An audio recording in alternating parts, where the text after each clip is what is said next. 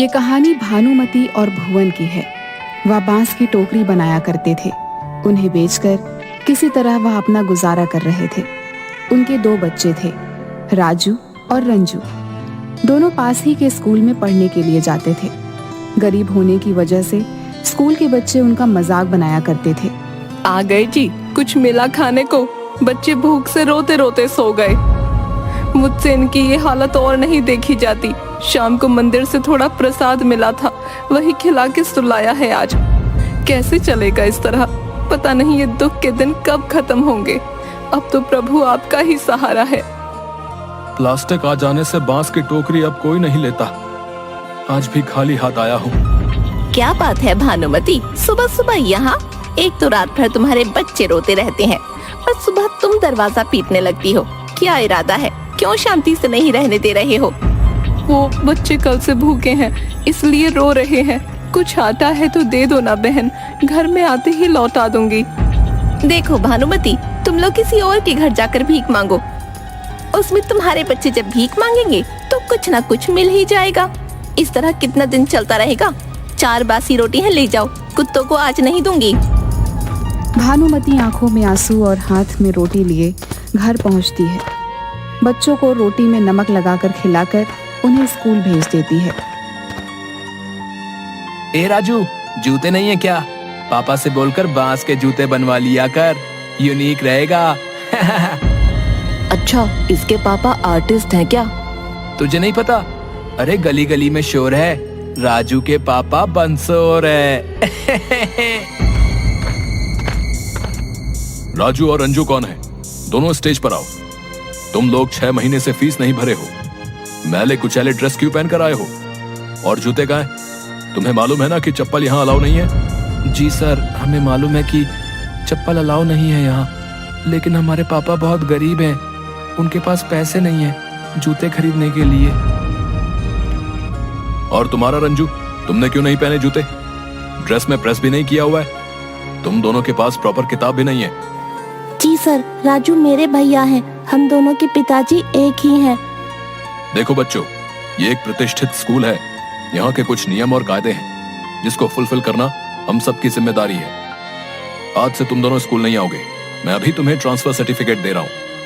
पापा से कहना कि म्युनिसिपल कॉर्पोरेशन के स्कूल में नाम लिखवा लें। स्कूल से दोनों को टीसी देकर निकाल दिया जाता है।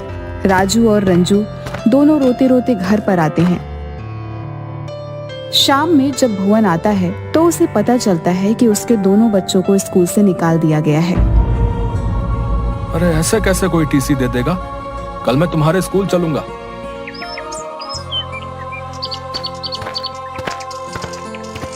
नमस्ते सर। हाँ बोलिए। सर, मैं राजू और रंजू का पिताजी हूँ। सर, पैसे की कुछ तंगी है, इंतजाम होते ही दे दूंगा। अच्छा, तो तुम ही राजू और रंजू के पिताजी हो। आज तक कभी भी तुम्हारी फीस टाइम पर स्कूल को नहीं मिली। तुम्हारे बच्चे का पहनावा जोकर जैसा है। पैर में चप्पल, जूता कभी नहीं पहन के आए। फटे पुराने बिना प्रेस किए हुए कपड़े, ऐसा हमारे स्कूल में नहीं चलता। तो आप कोई म्युनिसिपल कॉर्पोरेशन का स्कूल देख लो। मैंने उन्हें टीसी दे दी है। गार्ड, इन्हें स्कूल के बाहर का रास्ता दिखा दो। प्रिंसिपल की बेइज्जती की आहट से भुवन सड़क पर जा रहा था। किसी ट्रक वाले ने उसे पीछे से टक्कर मार दी। टक्कर लगने की वजह से भुवन की उसी समय मृत्यु हो जाती है। पुलिस उसके शरीर को हॉस्पिटल पहुंचवा देती है, जहां डॉक्टर उसे मरा हुआ घोषित कर देता है। किसी ने भानुमति को आकर भुवन के एक्सीडेंट के बारे में बताया। वह अपने बच्चों के साथ दौड़ती हुई हॉस्पिटल पहुंचती है, जहां भुवन को मरा हुआ देखकर भानुमति जोर जोर से रोने लगती है। भुवन के जाने के बाद उनकी स्थिति बद से बदतर हो गई। भानुमति, आज भुवन को मरे 3 महीने हो गए। अब तो हम तुम्हें नहीं रख सकते। कुछ दिन की और मोहलत दे दीजिए। क्या होगा? रोज तुम्हारे यहाँ उधारी वाले गाली गलौज करते हैं। तुम आज किराया दो, नहीं तो घर खाली करो। आखिर में भानुमति बच्चों के साथ नानी के घर जाने का फैसला करती है।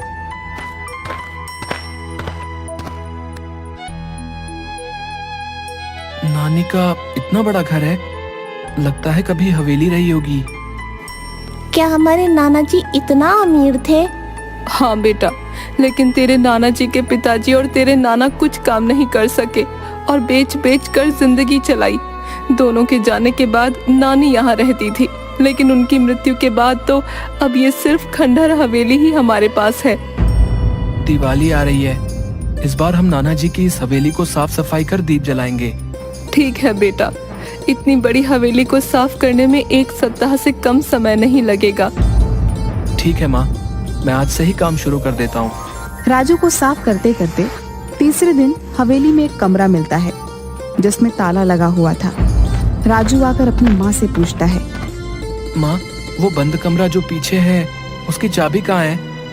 पता नहीं बेटा, वो कमरा मैंने आज तक खुलते हुए नहीं देखा। उनके बाद इस कमरे को किसी ने नहीं खोला है। तेरी नानी ही रखती थी चाबी।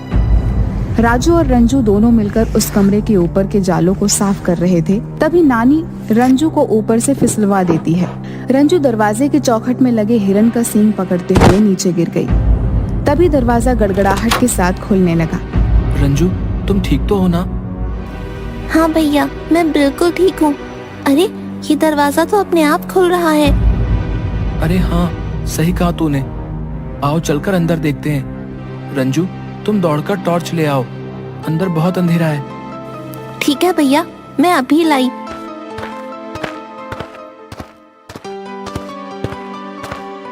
ये लो टॉर्च, चलो अंदर चलकर देखते हैं क्या है।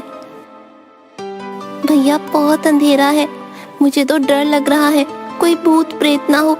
जितना जल्दी हो यहाँ से चलो। अरे क्यों डर रही है? और मुझे भी डरा रही है। चुपचाप मेरे पीछे चलती आओ। भैया, क्या है? तूने तो मुझे डरा ही दिया। वो देखो सामने क्या है। माँ जल्दी आओ। बाप रे, कितना सारा खजाना, अब तो हमारी बल्ले बल्ले हो जाएगी। अरे कहाँ हो तुम दोनों? कमरा कैसे खुला? इसमें तो ताला लगा हुआ था। माँ, कमरे में आओ, मैं टॉर्च दिखा रहा हूँ। देखो इस कमरे के अंदर हमें क्या मिला है। शायद एक खजाना हमारे पुरखों ने जमा किया हो, ताकि हम लोगों का जब ऐसा दिन आए तो ये खजाना हमारे काम आए। इसीलिए शायद मेरे दादाजी और मेरे पिताजी से उन्होंने इसे छिपा कर रखा। हाँ माँ, अब हम भी अमीरों वाला खाना खाएंगे। हाँ भैया, वो भी तीनों टाइम। अब हमें स्कूल फीस भरने के लिए कोई भी मास्टर साहब सभी के सामने बेइज्जत नहीं करेंगे। हम भी अब त्योहारों पर नए नए कपड़े पहनेंगे। मुझे भी फुल पैंट और शर्ट के साथ एक कोट लेना है। ठीक है, जो लेना होगा ले लेना। पुरानी खंडहर हो चुकी हवेली को इस दिवाली में रंग रोगन कर दीपों से सजाया जाता है। बगल में रहने वाली मंथरा काकी हवेली को चमकता दमकता देख और बच्चों एवं भानुमति के पहनावे को देख जल जाती हैं और अपने पति जगदेव से कहती हैं, कुछ देखा आपने जी? कुछ नोटिस किया कि नहीं? क्यों, क्या हुआ? क्या नोटिस करना था? तुम्हें क्या दिखेगा? पड़ोसी कुछ भी करें, तुम्हें क्या मतलब? तुम नल्ले हो और नल्ले ही रहोगे। अगर मेरी कोई कमी हो तो तुम्हें तुरंत दिख जाएगी। अरे, भानुमति अपने बच्चों के साथ मायके आई है तो अपने साथ धन संपत्ति भी लाई होगी। हाँ, तुम्हें तो मेरे सिवा सब अच्छे ही दिखते हैं। जब भानुमति आई थी तो लगता है मैंने देखा नहीं था कि किस तरह के फटे कपड़े पहने थे उसके बच्चे ने, और आज यहाँ उसको खजाना मिल गया। रहने दो, तुमसे तो बात करना ही बेकार है। मंथरा से रहा नहीं जाता। वह अपने भाई जगदीश उर्फ जग्गा को सारी बात बता देती है। जल्द ही जग्गा अपने तिक्रम दिमाग से जान जाता है कि उसके उस हवेली के अंदर, उस हवेली के एक कमरे में पूरा कमरा पैसे से भरा हुआ है। वह अपने दोस्त डागा की मदद से हवेली में पैसों की चोरी करने के लिए जाता है। ये जग्गा क्यों यहाँ आया था? क्यों, साला है आपका? यहाँ आ नहीं सकता क्या? चोर डकैत किसी के सगे नहीं होते, समझी? मैं नहीं चाहता कि यहाँ आकर भी चोरी डकैती करे। भाई जग्गा, पक्का पता है ना कि इस घर में पैसों से भरा कमरा है? वो क्या है ना कि ये खंडहरनुमा हवेली से मेरे को डर लगता है। बोले तो मुझे भूत प्रेत से बहुत डर लगता है। अबे घोंचू, हैं?